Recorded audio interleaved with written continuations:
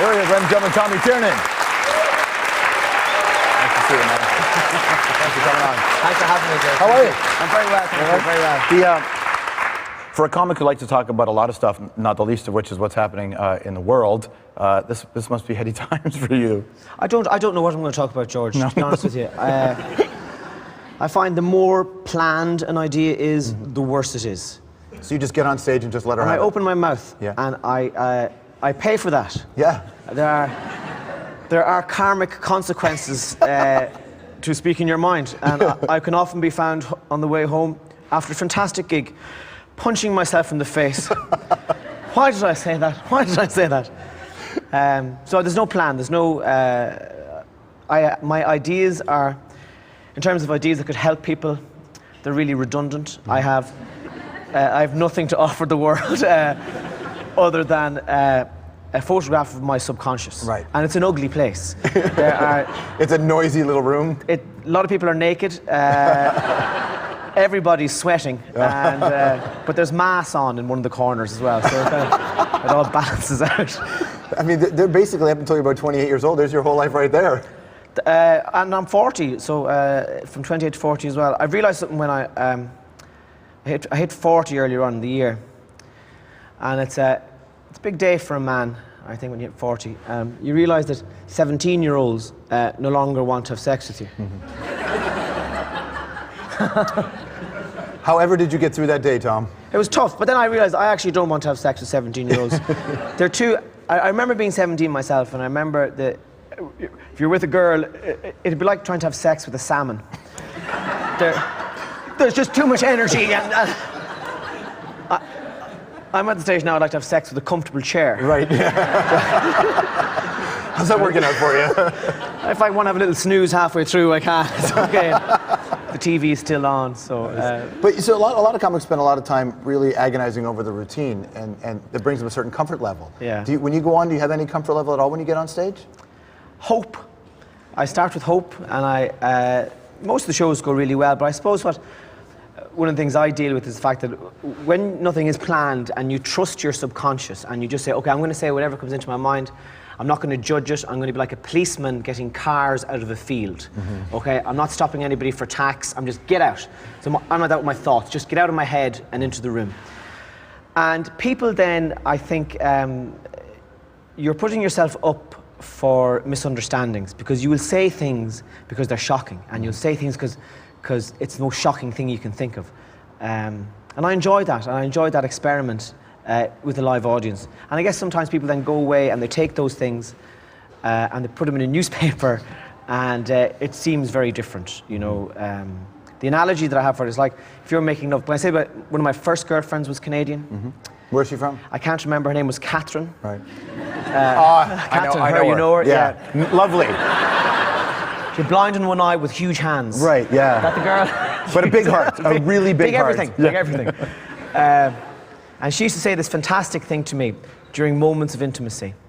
She used to say, and I can't do the accent, she'd say, "Go on, Tommy, you're in the home stretch now." And that's probably the most profound thing any woman has ever said to me. Isn't that the nice way of saying, get her done, wrap it up? Yeah. You're in the home stretch now, Tommy. It's beautiful. When you see it the next day, you know, you joke about how you can look back and go, okay, maybe. Do you ever sit back and think, shouldn't have done that? All the time. All the time. But does it affect the next day you go on No, stage? because you'd be useless as a performer if you mind what you say. For a comedian, anyway. I think people come to comedy gigs to see something irresponsible, to see something funny, but also reckless. To see someone say, okay, all the normal rules no longer apply. For the next hour and a half, it's gonna be a bit crazy in here. And I think if it's too pre-planned, I think there's too much cleverness gone into it. If it's not pre-planned, there's more soul in it, more heart, and that's right. Now, you pay the price for that, and some people walk out of the shows. I can't believe you said that about dwarves. But I'd be there. Neither can I. In most countries in the world, comics just get attacked in the press, but there's actually blasphemy laws. They talk about that in Ireland all the time. Yeah. And you came from a religious background too, didn't you? Well, I wouldn't say a religious background. Not really. No. I try to join the priesthood. Well, that counts. Yeah. I think people who don't try to join the priesthood often have religious backgrounds. Joining the priesthood is a very definite walk towards religion. Really, it was nothing special in Ireland. It was kind of like myself and a few friends. It was a Tuesday. What we do? The football was burst. Let's try and join the priesthood.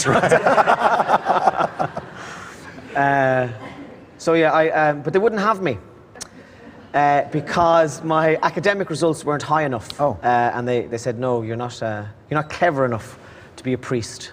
I always thought I'd have a great bedside manner as a priest. Maybe bedside is the wrong place for a priest to be, but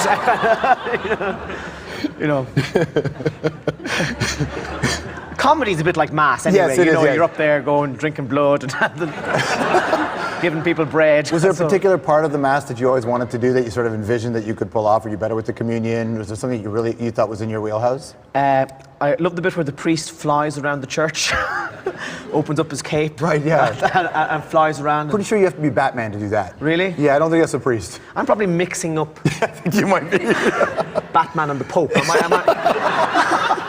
Does the Pope have a cool car? Yeah, he does. As does Batman. Yeah. But when you're told you can't be a priest, did you actually take it seriously? Did you actually really want to be one? I think I did want to be one. I have 5 children now, and I'm married. So I often fantasize about the lonely life of a priest.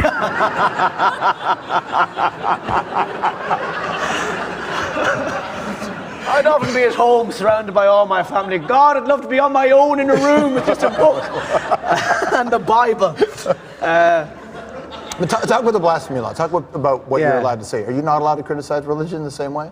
No, I don't know what's going on. It's maybe it was brought into kind of when things were going so badly economically, kind of a slight distraction for people, or maybe there are some kind of evil Christians in power. It makes no sense. You come to my show and I'll talk about whatever comes into my head, but in a way that I hope that is accepting of the total subconscious. You just talk. You trust that it's good. You try to make it funny, but you pay a price for it. So yeah, that's. What kind of you have 5 kids. No, not all of the age, but what kind of conversations do you have to have with your family? Well, I have 5 children, but. That's a lot of children. I don't have them all with the same woman. Right, yeah. Because that would be unfair. There was one in the early priesthood days, right? So I just kind of spread the load around. That's probably the wrong phrase to use there as well, is it? I'm pretty sure that was the planned phrase. So, my children are of an age where they don't really pay.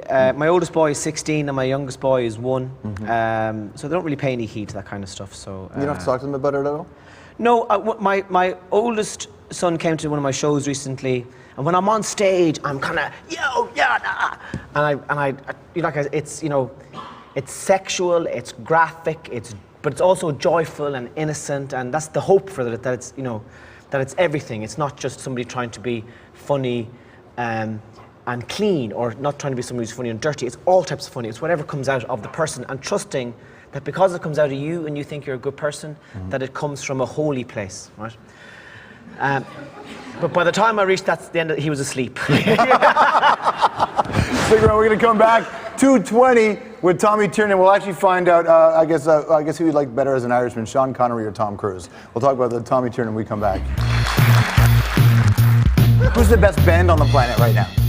I'm a big, I like U2, I suppose. If you didn't answer U2, would you get in trouble? Yeah, they own everything. They own This is Bono's suit.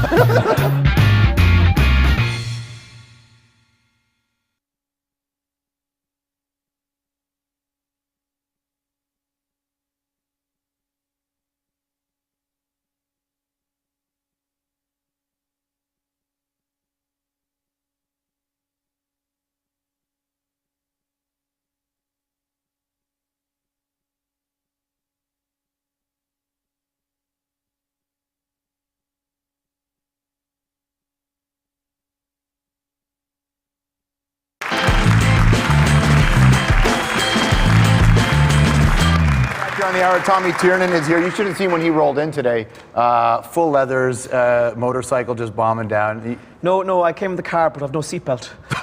So full leathers and a helmet. Nice.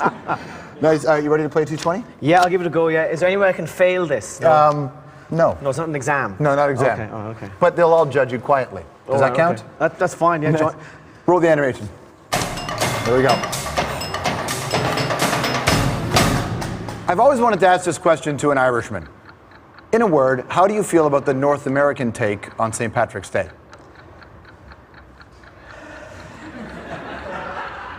I'm bemused that you'd always want to ask me that question. I don't know. Just any Irishman, but you'll fit the bill.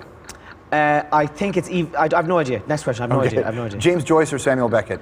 Oh, both. Joyce, because he wanted to put everything in his books. Mm-hmm. Joyce was about everything. Beckett was about nothing. So it's now they're two mighty men. If you could find yourself in a brothel with James Joyce and Samuel Beckett and a pint of porter, everything versus nothing. Everything versus nothing. Present company excluded for you. Funniest person alive?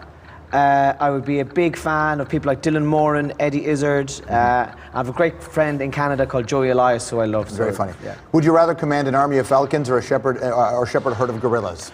Oh, a shepherd or herd of gorillas. Well done. That's the correct answer. Break dancing or line dancing? Line dancing. Lady Gaga or Radio Gaga? France. France. Wrong. Favorite past world empire? Christian. You're the best. Best planet other than Earth? Uranus. I don't know. That's so obvious. Who's the best band on the planet right now? I'm a big. I like U2, I suppose. They're great. If you didn't answer U2, would you get in trouble? Yeah, they own everything. They own This is Bono's suit. Who's your favorite archangel as a good Catholic? Gabriel. Why? Big horn. Big horn, that's right. Favorite nautical Horn disaster? means something else in Ireland. I would imagine it did, yes. With you, I don't know, though. Favorite nautical disaster? The Titanic. Okay, give me your best North American accent.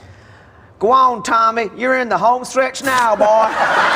Tommy's doing a bunch of shows in Canada this fall. He's part of the Just for Laughs comedy tour from October the 28th to November the 15th. We're actually giving away tickets to go see Tommy, so go to our website and find out how you can win. Tommy Tiernan, great to see you. That was man. great, Joyce. Thank you. Thank you. We'll be right back.